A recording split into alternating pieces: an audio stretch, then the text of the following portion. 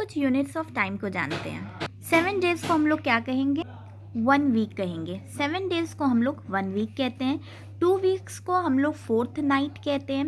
30 दिनों को हम लोग 1 मंथ कहते हैं। 365 डेज़ को हम लोग 1 साल कहते हैं, यानी 1 ईयर। 366 डेज़ को क्या कहते हैं? लीप ईयर, जिसमें एक दिन एक्स्ट्रा हो जाता है उसको हम लोग क्या कहते हैं? Leap year.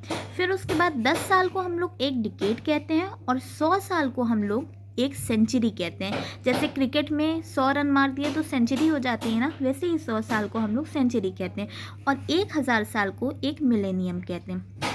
अब आगे आओ फैमिली के बारे में जानते हैं। फैमिली वोकैब्स को, मदर और फादर को हम लोग पेरेंट्स कहते हैं।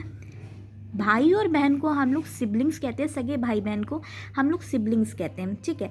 हस्बैंड और वाइफ को हम लोग स्पाउसेस कहते हैं। डॉटर और सन को हम लोग चिल्ड्रन कहते हैं।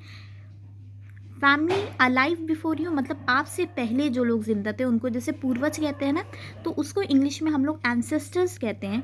और जो हमारे बाद जिंदा हों उनको हम लोग डिसेंडेंट्स कहते हैं, यानी कि हमारे बाद जो हमारे बच्चे वगैरह जिंदा हों उनको हम लोग डिसेंडेंट्स कहते हैं। अब हम लोग जानेंगे वर्ब कॉन्जुगेशन के बारे में। आओ देखते हैं। आई के साथ हम लोग लगाते हैं एम, यू के साथ हम लोग लगाते हैं आर, ही के साथ लगाते हैं इज, शी के साथ लगाते हैं इज और इट के साथ लगाते हैं इज। आगे वी के साथ लगाते हैं आर, दे के साथ लगाते हैं आर। तो ये था हमारा वर्ब कॉन्जुगेशन, फैमिली वोकैबुलरी और units of time. Thank you.